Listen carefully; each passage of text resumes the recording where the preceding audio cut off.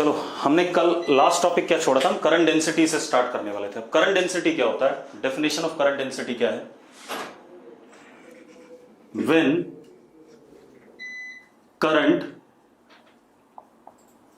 Flows across any cross section of conductor, मैंने क्या कहा, when current flows across any cross section of conductor, then current density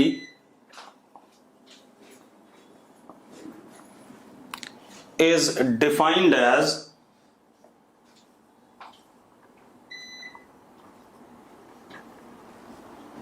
current per unit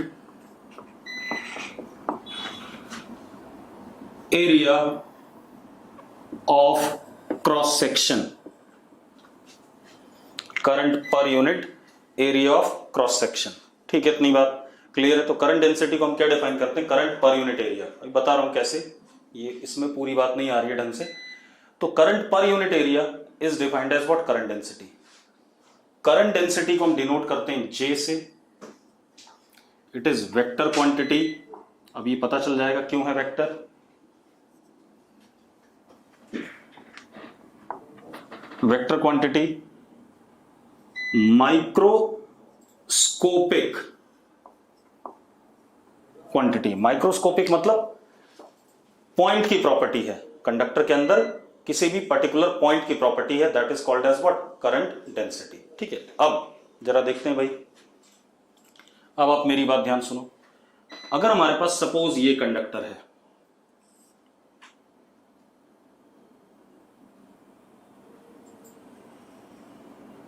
चलो पहले हम normal सा ले लेते हैं। सपोज मेरे पास ये कंडक्टर है,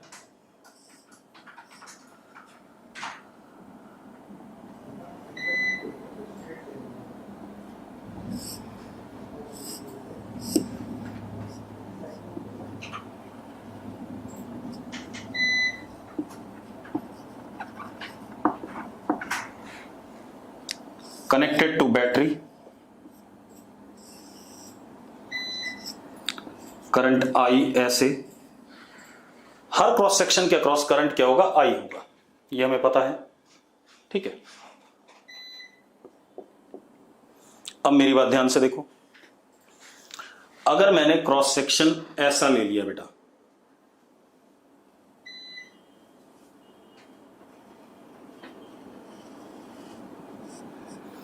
ऐसा क्रॉस सेक्शन ले लिया, ठीक है। Suppose this angle is what, theta. इस क्रॉस सेक्शन पे मैंने छोटा सा पोर्शन पकड़ा ये, ठीक है। अब इसके थ्रू जो इलेक्ट्रिक, क्योंकि मैंने uniform conductor of uniform cross section लिया, तो इलेक्ट्रिक फील्ड जो होगी इस कंडक्टर के अंदर, E vector is uniform ELOF parallel and equi-spaced। ठीक है, अब यहां देखो, यहां पर इलेक्ट्रिक फील्ड ऐसा होगा,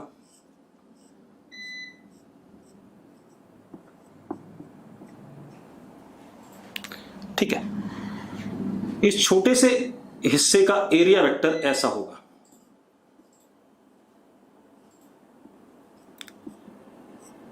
डी ए। होगा कि नहीं होगा, अरे यस और नो। ठीक है, अब आप एक चीज देखो, ये एंगल थीटा, तो ये कितना, चलो एक काम करते हैं, इस एंगल को थीटा ले लेते हैं, इसको थीटा ले लेते हैं, ठीक है। इतनी बात, ये एंगल थीटा। अब आप एक चीज देखो, अगर मैं यहां पर करंट की बात करूं तो करंट ऐसे होगा, ठीक है। अब जो क्रॉस कर रहा है, अगर आप इसको देखो, ये ऐसा है, ये हमारा छोटा सा डीए है। इफेक्टिवली चार्ज, क्योंकि इधर से इधर जा रहा है, इफेक्टिवली चार्ज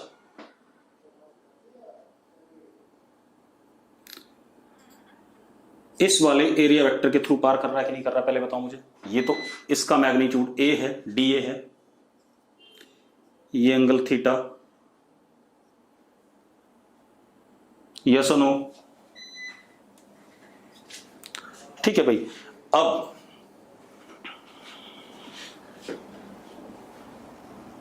इस एंगल को थीटा लें या दूसरे को थीटा लें?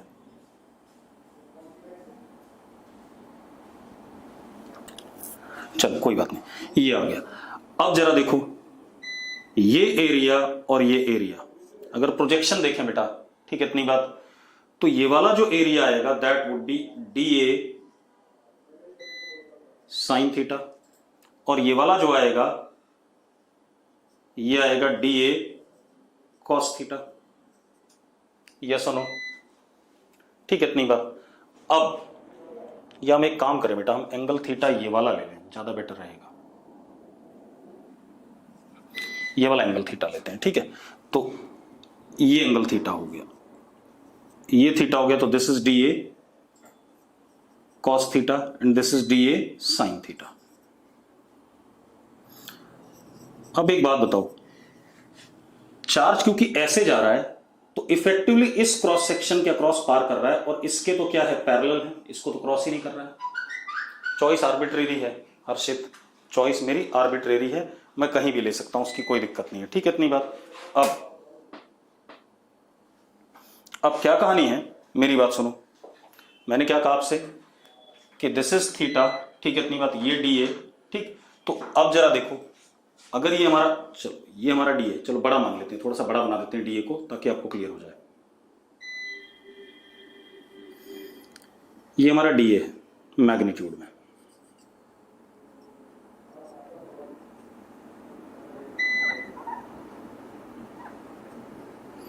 ये एंगल, सॉरी,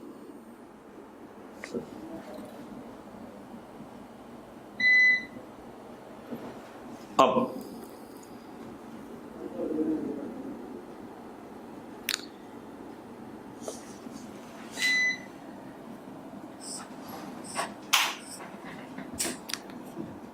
ये एंगल थीटा, ठीक है, इतनी बात। ये एंगल थीटा, तो जरा देखो, यानी कि ई वेक्टर कैसा था, ऐसा था, ध्यान से देखना, ये ई वेक्टर का डायरेक्शन था, और इसी के अलोंग चार्ज हमारा क्रॉस कर रहा है डी क्यू, या क्या, आई, ठीक है, इतनी बात। अब जरा देखो, अब हमारे पास ये एंगल क्या हो गया, अगर हम ट्राइंगल बनाए तो ये एंगल थीटा हो गया, तो this would be D A cos theta,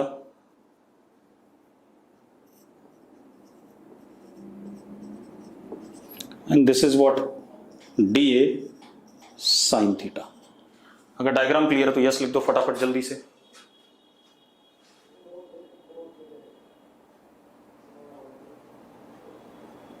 clear है सबको डायग्राम, ठीक है। अब मेरी बात सुनो,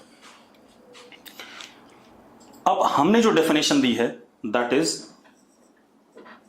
D I upon D A cos theta is equal to current density J, ये डेफिनेशन दी है। करंट पर यूनिट एरिया, और एरिया कौन सा लेना, जिसके अक्रॉस चार्ज क्या कर रहा है, कट कर रहा है।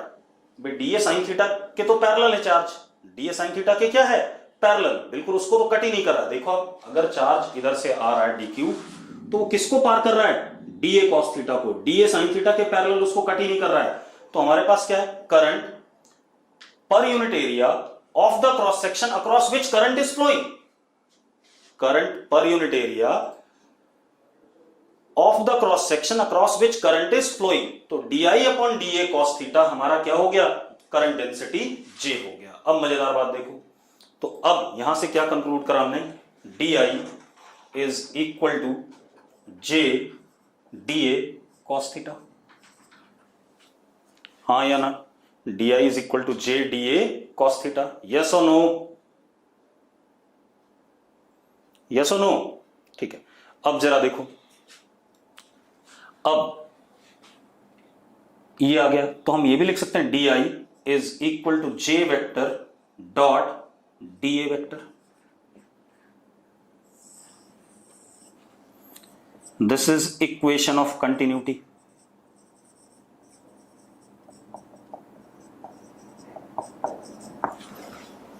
This is equation of continuity. Clear है? ठीक है, मतलब जिस क्रॉस सेक्शन को करंट कट कर रहा है, आयुष नो लिख रहा है, बाकी लोगों को देख लेते हैं भी, पहले मैं बता दूं। करंट ऐसे जा रहा था आयुष, आयुष ध्यान से सुन भाई, करंट ऐसे जा रहा था, ठीक है, करंट ऐसे जा रहा है इस डायरेक्शन में। तो इस डीए एरिया के दो कंपोनेंट, एक इसके ये वाला, ये ऐसे करके एरिया था, इसका एक प्रोजेक्शन ये आ गया और एक प्रोजेक्शन ये आ गया। तो एक बात बता, इस प्रोजेक्शन के अक्रॉस ही कट कर रहा है कि नहीं कट कर रहा है करंट, या चार्ज इसी क्रॉस सेक्शन के अक्रॉस पार कर रहा है? अगर चार्ज इसी क्रॉस सेक्शन के अक्रॉस पार कर रहा है तो current per unit that cross section area across which charges passing या कटिंग। ठीक है, इतनी बात, ये डेफिनेशन है। तो D I upon D A cos theta क्या हो गया हमारा? करंट डेंसिटी हो गया। एंड एक और फॉर्मेट आ गया वेक्टर फॉर्म में, जे डॉट डी ए। क्लियर है? अब प्रोजेक्शन में एंगल क्यों नहीं आया? कॉस थीटा आया कि नहीं आया? कैसी बात कर रहा है? इलेक्ट्रिक फील्ड और एरिया वेक्टर के बीच का एंगल कंसीडर करना है। इलेक्ट्रिक फील्ड और एरिया वेक्टर के बीच का एंगल कंसीडर करना है। हो गई बात क्लियर? ठीक है, चलो अब जरा देखो, एक मिनट, अब जरा ध्यान से दोबारा से देखते हैं इसे।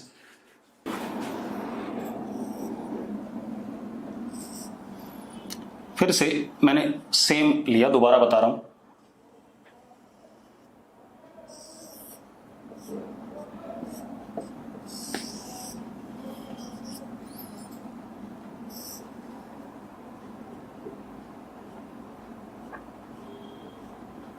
मैंने यूनिफॉर्म क्रॉस सेक्शन का कंडक्टर लिया, अभी नॉन यूनिफॉर्म भी लूंगा। ठीक है, पहले इसको एक बार ढंग से देख लें। तो इलेक्ट्रिक फील्ड यूनिफॉर्म होगी, इलेक्ट्रिक फील्ड का ये डायरेक्शन आएगा, डी ए वेक्टर ये आएगा,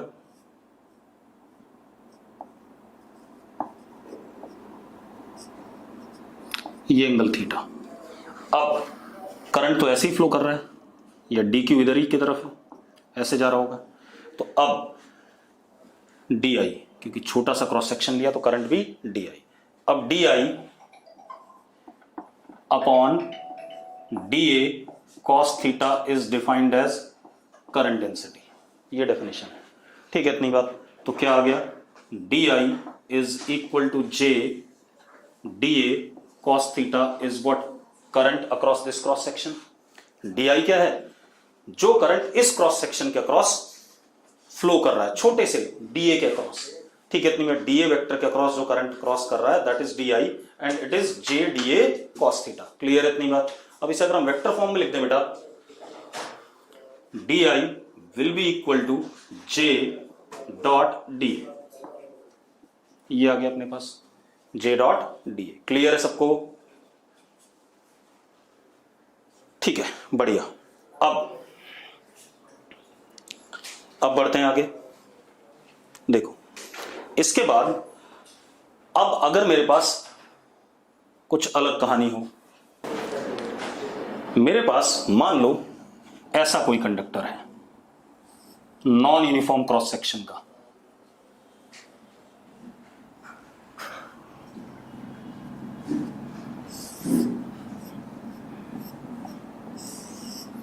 ऐसा कुछ है। ठीक है, इतनी बात। अब एक बात बताओ, अगर मैं ये क्रॉस सेक्शन लेता हूं, क्रॉस सेक्शन 1, क्रॉस सेक्शन 2, ठीक है, अगर ये दो क्रॉस सेक्शन लेता हूं तो एक बात बताओ, I across 1 is equal to I across 2, ये तो मानते हो कि नहीं मानते हो? जल्दी बताओ। अगर मानते हो तो यस लिखो। ठीक है, अब अगर मैं लिखता हूं current density J across 1 is what? I1 upon this area, हाँ या ना? और J2 is I2 upon this, मतलब ये तो I हो गया, दोनों सेम है। J1 will be I upon A1, J2 will be I upon A2। कौन सा एरिया बड़ा है? A2 बड़ा है, और अगर A2 बड़ा है तो उसकी करंट डेंसिटी क्या होगी? छोटी होगी। तो J1 greater than what? J2। ये आएगा कि नहीं आएगा? अरे यस और नो? सूर्य और हार्दिक ने यस लिखा है, बाकी किसी ने यस नहीं लिखा है। ठीक है, ये कहानी आ गई। अब थोड़ा सा और एनालाइज करते हैं, इसमें भी मजा नहीं आया अभी और एनालाइज करते हैं। एक बार देखो,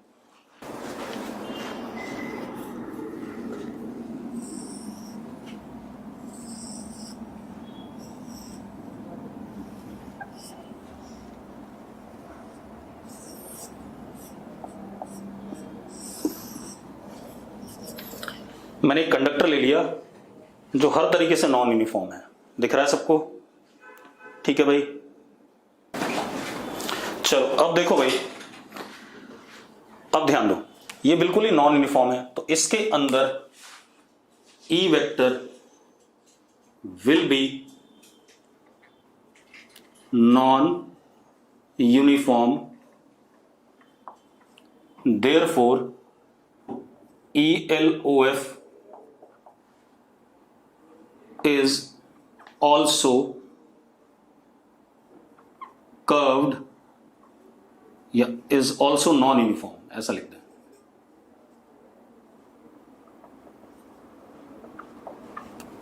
ठीक है भाई, अब मेरी बात ध्यान सुनना, मैं ELOF को रेड कलर से बना रहा हूं, ठीक है?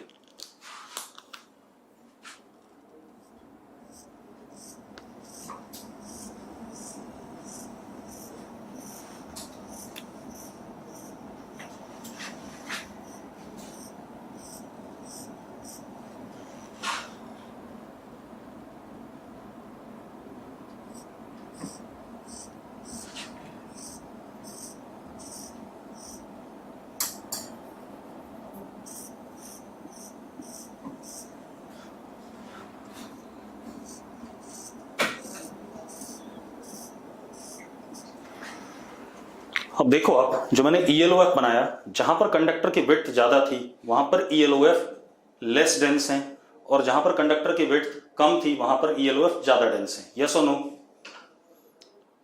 इसके पीछे मैं लॉजिक बता चुका हूं आपको कि कंडक्टर के सरफेस पे कुछ चार्ज डेंसिटी आ जाती है जिसकी वजह से ELOF अपने आप को एडजस्ट करेगा। क्लियर है? अब आप एक काम करो, अगर मैं किसी भी जगह पर किसी क्रॉस सेक्शन को पकड़ता हूं, सपोज मैंने ये क्रॉस सेक्शन पकड़ा, दूसरे कलर से देख लें,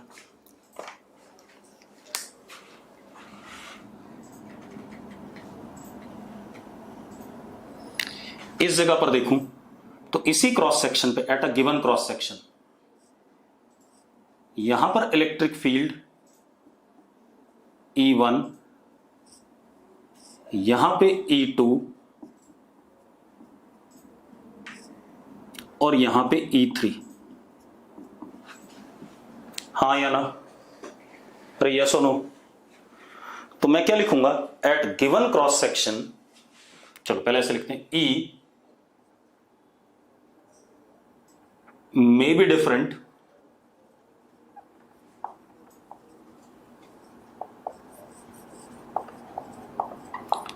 at different cross section as well as at given cross section.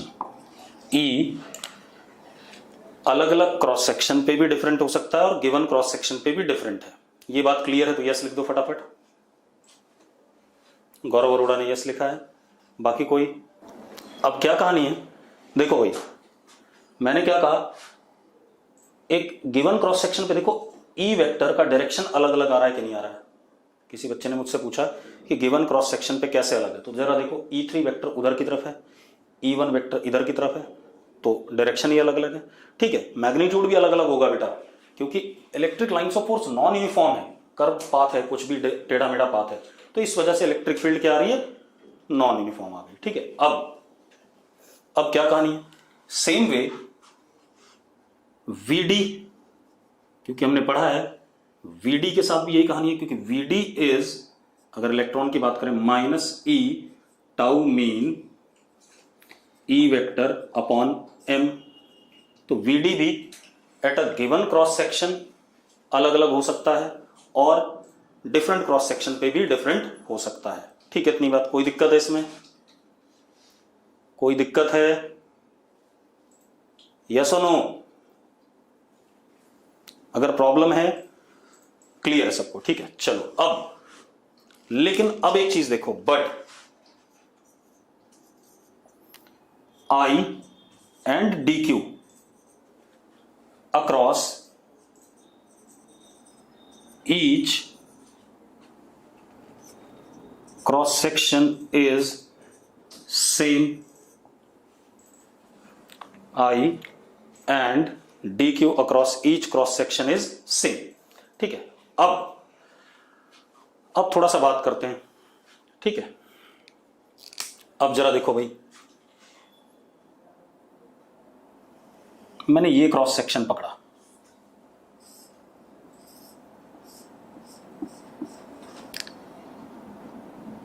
थोड़ा सा और टिल्ट कर देता हूं।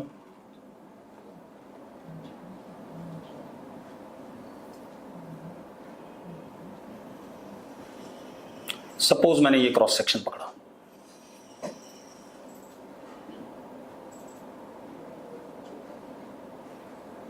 अब मेरी बात ध्यान से देखो, इस जगह पे इलेक्ट्रिक फील्ड वेक्टर ऐसा है,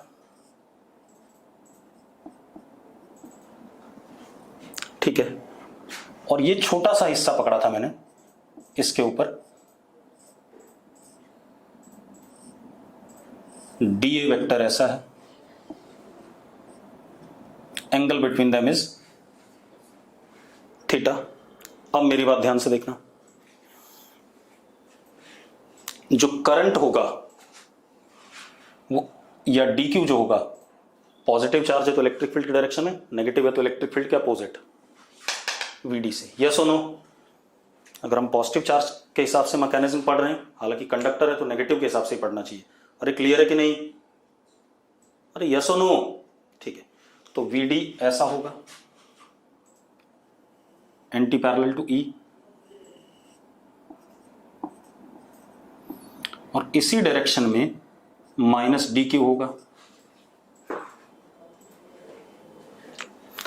मैंने क्या कहा, वीडी जरा देखियो भाई, ये डिराइव करा था हमने, वीडी इलेक्ट्रिक फील्ड के एंटी पैरेलल है या नहीं?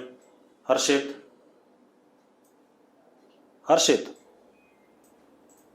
ठीक है, तो मैंने वीडी एंटी पैरेलल बना दिया, और इसी वीडी से इलेक्ट्रॉन्स ड्रिफ्ट कर रहे थे। ये हमने पढ़ लिया था कि हम क्या मानेंगे कि electrons are drifting with velocity V D. ठीक है, इतनी बात इन द कंडक्टर, तो मैंने बना दिया डी क्यू इधर की तरफ है। क्लियर है? चलो अब मजेदार बात देखो, ये आ गया हमारे पास। अब हमारे पास क्या होता था, इसके अक्रॉस, मान लो इस क्रॉस सेक्शन के अक्रॉस करंट जो इधर की तरफ दिखाऊंगा, दैट इज डी आई। छोटा सा पकड़ा मैंने तो डी आई ले लिया। D I is equal to कितना? n concentration of free electrons per unit volume, E। अब जरा देखो, इसके अक्रॉस जा रहा है तो इसके अक्रॉस एरिया वेक्टर कौन सा आएगा? डीए कॉस थीटा आएगा कि नहीं आएगा? इस पे एरिया वेक्टर इसके अक्रॉस कट कर रहा है ना, इसके अक्रॉस एरिया वेक्टर कितना आएगा? डीए कॉस थीटा आएगा। अभी पढ़ा था हमने थोड़ी देर पहले। ठीक है, N E D A cos theta into what? V D. ये डेफिनेशन है कि नहीं करंट की? करंट को हमने जब यूनिफॉर्म कंडक्टर लिया था तो N E A V D कहा था, लेकिन अब यहां पर क्या हो जाएगा? D I is equal to N E D A cos theta B D. अब मजेदार बात देखो, D I upon D A cos theta is equal to N E V D. ये कह सकता हूं मैं। ठीक है, इतनी बात। अब D I upon D A cos theta is what? J. तो J is equal to N E V D या D I upon D A cos theta. कह सकता हूं कि नहीं? ठीक है, अब हमने एक कन्वेंशन लिया कि करंट डेंसिटी को हम करंट के अलोंग मानेंगे। ठीक है, इतनी बात। तो हमारे पास J vector is equal to N E, VD की वैल्यू, वीडी का मैग्नीट्यूड कितना, E tau mean upon M into E vector. VD की वैल्यू डाल दी मैंने, डाल सकता हूं कि नहीं बेटा? अरे यस और नो, जल्दी बोलो भाई। हार्दिक ने यस लिखा है, बाकी लोग, हर्षित ने यस लिखा है, ठीक है ठीक है। चलो, तो J vector is equal to N E square tau mean E vector upon M. ये आ गया कि नहीं आ गया? तो हम क्या कहेंगे, current density is parallel to E vector, हाँ या ना? और अब हमें एक चीज और दिख रहा है कि ई वेक्टर इलेक्ट्रिक फील्ड के प्रोपोर्शनल भी है मैग्नीट्यूड में, तो हम ये कह सकते हैं कि J vector, E vector and VD, J vector, A vector and VD, ये तीनों, ठीक है, इतनी बात, डिफरेंट हैं, डिफरेंट क्रॉस सेक्शन पे हो सकते हैं और सेम क्रॉस सेक्शन पे भी डिफरेंट हो सकते हैं। यस और नो? बेटा जे किस पे डिपेंड कर रहा है? ई पे डिपेंड कर रहा है, ठीक है, इतनी बात। तो हो सकता है ऐसा कि नहीं हो सकता है? अब देखो बेटा, तो जे हमारे पास क्या आ गया, जे पैरेलल टू ई वेक्टर आ गया, ठीक है, इतनी बात। एक बात तो ये हो गई।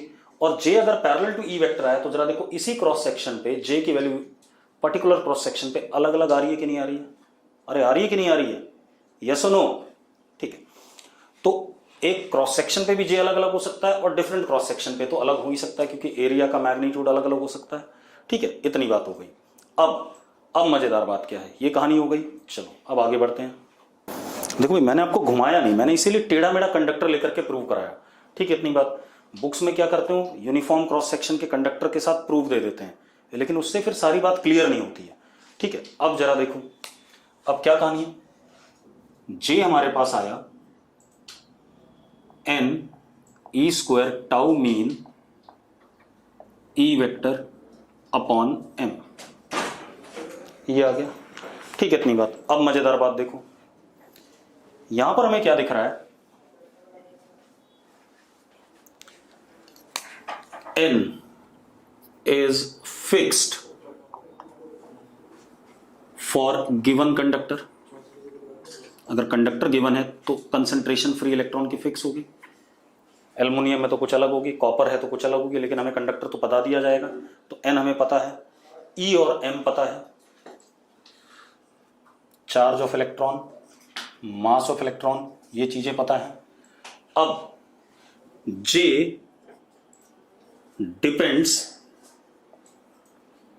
On tau mean and electric field. Magnitude में तो इन्हीं दोनों पे डिपेंड कर रहा है। अगर इलेक्ट्रिक फील्ड ज्यादा होगी तो जे क्या होगा, ज्यादा होगा। और अलग अलग जगह पर इलेक्ट्रिक फील्ड अलग अलग है इस कंडक्टर में, देखो, तो इसका मतलब जे एक ऐसी क्वांटिटी है, माइक्रोस्कोपिक क्वांटिटी है, पॉइंट की प्रॉपर्टी है। इस पॉइंट पे अलग है जे, इस पॉइंट पे अलग है, इस पॉइंट पे अलग अलग जगह अलग अलग है, ठीक है, इतनी बात। तो अब जरा देखो, if temperature rises tau mean decreases, पढ़ाया मैंने कि नहीं पढ़ाया, याद करो। अगर टेम्परेचर बढ़ता है तो टाउ मीन घटता है कि नहीं घटता है? टेम्परेचर बढ़ने पे कोलिजन जल्दी जल्दी होते हैं, तो मीन रिलैक्सेशन टाइम क्या करे, घटेगा। टाउ मीन डिक्रीजेस तो जे डिक्रीजेस, करंट डेंसिटी घटेगा, ठीक है, इतनी बात। तो कंडक्टर के अंदर अगर टेम्परेचर बढ़ता है, ठीक है, इतनी बात, तो मीन रिलैक्सेशन टाइम क्या करेगा, मीन रिलैक्सेशन टाइम घटेगा। और मीन रिलैक्सेशन टाइम घटेगा तो हमारे पास क्या कहते हैं, मीन रिलैक्सेशन टाइम के घटने पर करंट डेंसिटी भी घटेगी। अब एक और चीज, एट गिवन टेम्परेचर, अगर टेम्परेचर भी गिवन है, given temperature and for given conductor, conductor भी गिवन है, टेम्परेचर भी गिवन है, कंडक्टर भी गिवन है, तो अब n फिक्स हो गया, टाउ मीन फिक्स हो गया, ई फिक्स हो गया, मास ऑफ इलेक्ट्रॉन फिक्स हो गया। तो ये जो क्वांटिटी है जो आगे लिखी हुई है, कांस्टेंट हो गया कि नहीं हो गया, ये बताओ मुझे। अरे कांस्टेंट हो गया कि नहीं हो गया? ठीक है, ये कांस्टेंट क्या कहलाता है? J is equal to sigma into E vector. Sigma is n E square tau mean upon m। This is conductivity. क्या कहलाता है? Conductivity of conductor. क्या कहलाता है? Conductivity of conductor. क्लियर है इतनी बात? इसको हम क्या कहते हैं? कंडक्टिविटी कहते हैं। क्लियर है? ठीक है, एक नई क्वांटिटी होगी कंडक्टिविटी। और एक और चीज, if temperature increases tau mean decreases then conductivity decreases. ठीक है इतनी बात? ये भाई जो भी मैं डिराइव कर रहा हूं किसी भी कॉन्फ़िगरेशन के लिए है सारा नाटक। ठीक है इतनी बात, ये ध्यान रखना, क्योंकि मैंने वेरिएबल लिया है सब कुछ। ठीक है, मैंने कोई भी चीज एक पर्टिकुलर टाइप की कहानी नहीं बनाई है। अब कंडक्टिविटी डिक्रीजेस, एक और क्वांटिटी हम ये डिफाइन करते हैं, 1 upon sigma is rho, that is m upon n E square tau mean. This is resistivity. क्या कहलाता है? रेजिस्टिविटी कंडक्टर की। ठीक है, अब जरा देखो, अगर टेम्परेचर बढ़ने पे टाउ मीन घटता है तो इसका मतलब रेजिस्टिविटी क्या करेगी? बढ़ेगी। सही बात है, कंडक्टिविटी घटेगी तो रेजिस्टिविटी क्या करेगी? बढ़ेगी। क्लियर है सबको? अगर क्लियर है तो यस लिख दो फटाफट। ठीक है, अब एक मजेदार बात, आपको यहां पर एक ये रिजल्ट मिला है।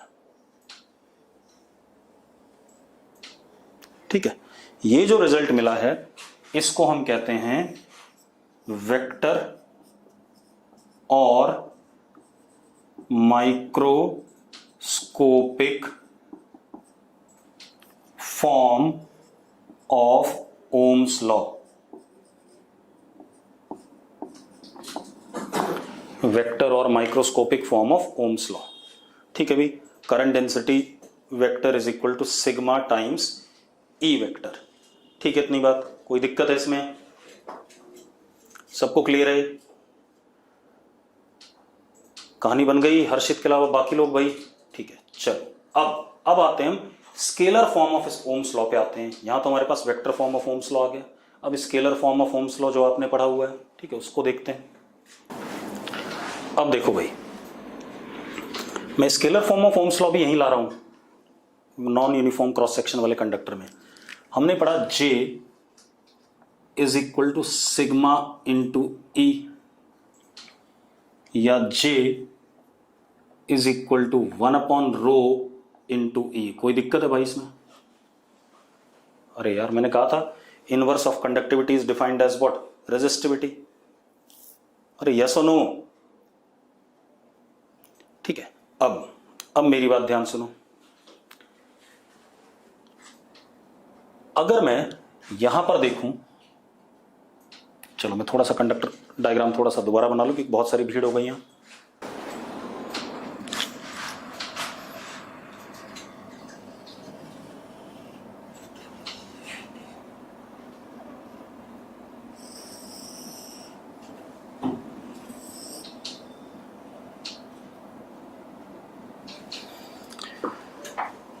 अब देखो भाई, मान लो मैंने ये क्रॉस सेक्शन पकड़ा बेटा,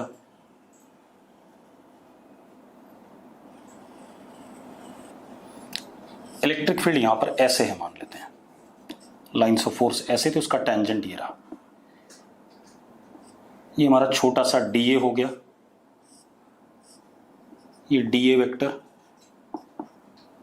ये थीटा,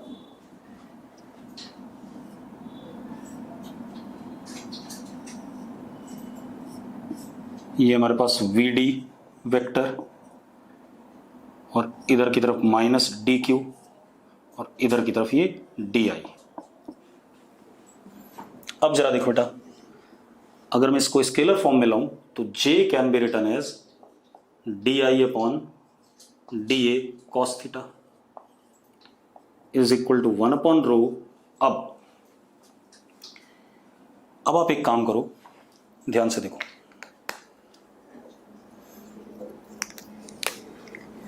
इस डायरेक्शन में आपने छोटी सी लेंथ ले ली dl, इस डायरेक्शन में, ठीक है, इतनी बात क्लियर है। ठीक, अब मेरी बात ध्यान से देखना, -e dot dl is dv, potential difference. पढ़ा है कि नहीं पढ़ा हमने? अरे यस और नो, पढ़ा है?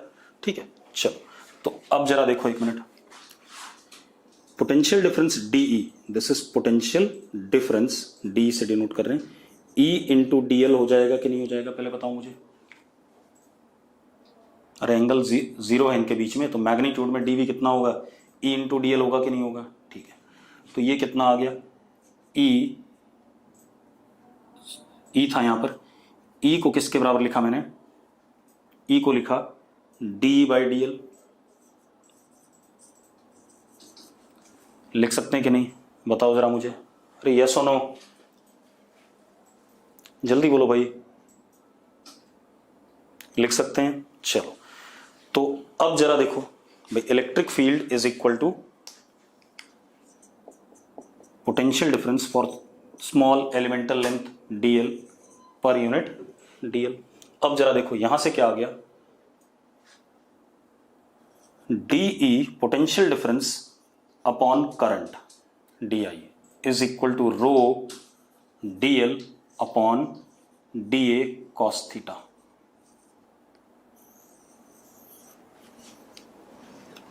D upon DI potential difference upon current is equal to rho DL upon DA cos theta. ये आ गया कि नहीं आ गया भाई? अरे चेक करो, गौरव अरोड़ा यस लिख रहा है, अदिति यस लिख रही है, हार्दिक यस, नकुल यस। ठीक है, ठीक है। अब मजेदार बात देखो, एक बात बताओ यार, मुझे एक बात बताओ, DE क्या है, उस DL के अक्रॉस पोटेंशियल डिफरेंस। DE क्या है, उस DL के अक्रॉस पोटेंशियल डिफरेंस, हाँ या ना? ठीक है, और DI क्या है, उस DL के अलॉन्ग करंट। ठीक है भाई, या DA cos theta cross section के अक्रॉस करंट, यस और नो? तो ओम्स लॉ क्या कहता है, पोटेंशियल डिफरेंस अपॉन करंट अगर कांस्टेंट आ जाए तो उसी को ओम्स लॉ कहते थे, उसी को क्या कहते थे, ओम्स लॉ कहते थे। तो देखो जरा, ये कांस्टेंट आ रहा है, क्या आ रहा है, potential difference upon current is equal to rho DL upon DA cos theta. ठीक है, अब देखो, for given conductor at given temperature, for given conductor at given temperature. अब मेरी बात सुनो, कंडक्टर गिवन है मतलब उसका DL गिवन है, DA cos थीटा गिवन है, मतलब कंडक्टर गिवन का मतलब होता है configuration of conductor.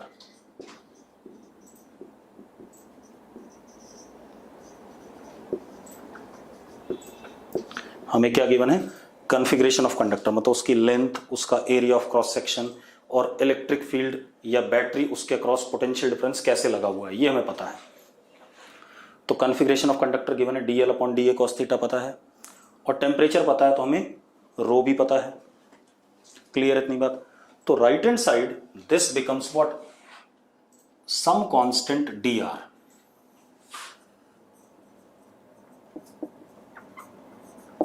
Called resistance. ये क्या हो गया, एक कांस्टेंट हो गया जिसे हम क्या कहते हैं, रेजिस्टेंस कहते हैं भाई। क्लियर इतनी बात?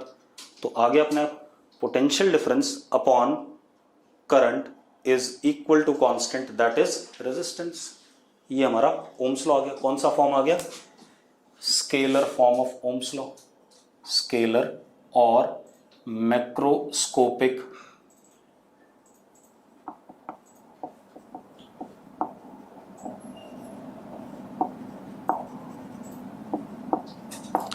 अब एक और मजेदार बात है,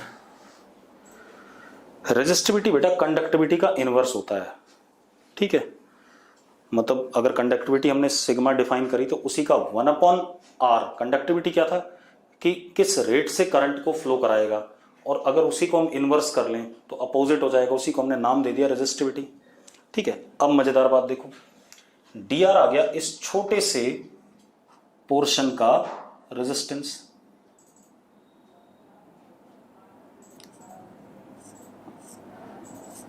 इस छोटे से पोर्शन का क्या रेजिस्टेंस dr आ गया, ये जो मैंने बॉक्स में बनाया। आ गया कि नहीं आ गया? अरे यस और नो? ठीक है, अब कोई इशू नहीं। तो अब ये बात तो क्लियर हो गई कि potential difference upon current is some constant for a given conductor configuration at given temperature, ठीक है। ये ओम्स लॉ कहला दिया हमने, ठीक है, इतनी बात, कोई दिक्कत नहीं। अब हम आगे बढ़ते हैं बेटा, मिटा दें इसे।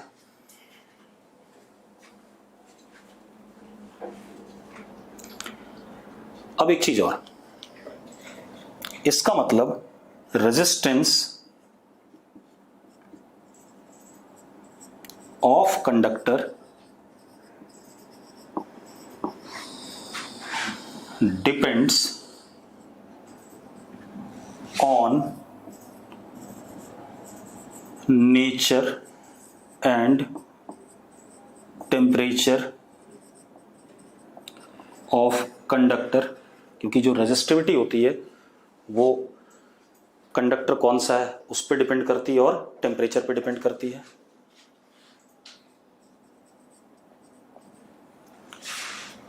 As well as on configuration of conductor,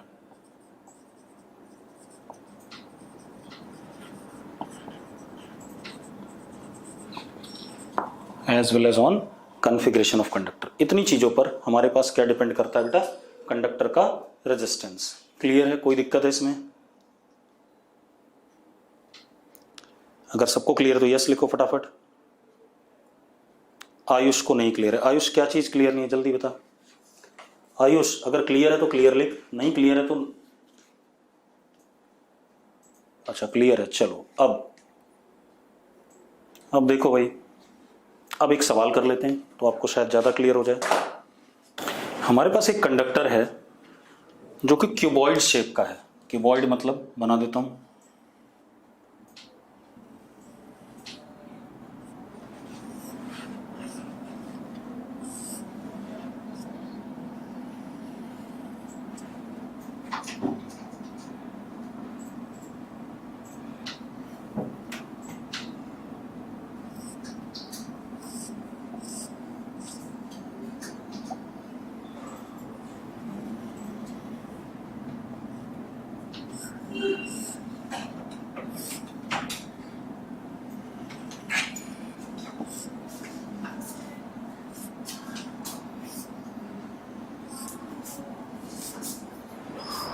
ऐसा कुछ क्यूबॉइड शेप का कंडक्टर है।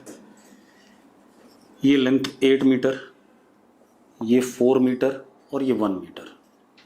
नाम भी दे देता हूं, A B C D P Q R S.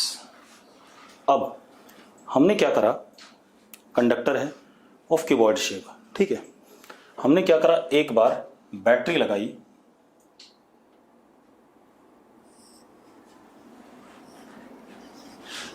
ऐसे करके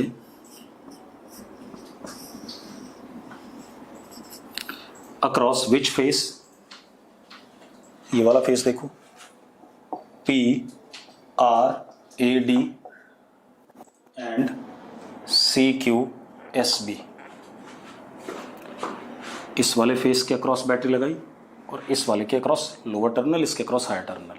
तो मुझे रेजिस्टेंस बताना है इस वाले का, तो रेजिस्टेंस हो जाएगा R1 is equal to rho, conductor है, रेजिस्टिविटी तो फिक्स ही है इसकी, L लेंथ कौन सी, ये वाली जिसके अक्रॉस, क्योंकि करंट ऐसे फ्लो करेगा, करंट ऐसे फ्लो करेगा तो लेंथ कितनी हो गई 8 metre, upon area of cross section, area of cross section length into breadth, that is what 4।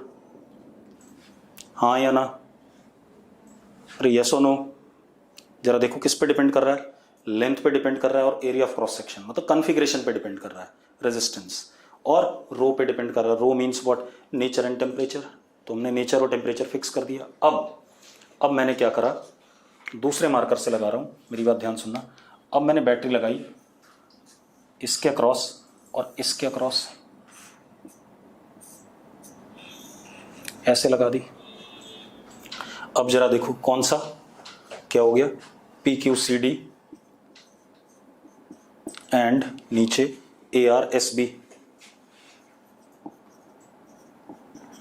अब जरा देखो करंट कैसे फ्लो करेगा, ऐसे। तो लेंथ कितनी हो गई 4 और एरिया कितना हो गया 8 × 1। तो resistance R2 is rho 4/8। Yes और नो? अगर यस है तो यस लिखो फटाफट, जल्दी से यस लिखो बेटा अगर क्लियर है तो। विटुल को क्लियर है, आयुष को क्लियर है, ठीक है। अब एक बार मैंने लगाया इस फेस और ये पीछे से पीछे वाला फेस, ठीक है। इतनी बात। कौन कौन सा जरा देखो, ABCD एंड PQRS, ऐसे कर दिया। अब जरा देखो, अब लेंथ कितनी है 1 हो गई और एरिया कितना हो गया 8 × 4। तो resistance is now R3 is rho × 1/32। ये आगे कि नहीं आगे? तो अब आपको एक बात क्लियर हो रही होगी कि resistance do depend upon what, configuration of conductor, कि हमने किस तरीके से उसके अक्रॉस पोटेंशियल डिफरेंस अप्लाई करा है। अरे यस और नो? ठीक है, चलो बाकी हम अगली क्लास में करेंगे, ठीक है।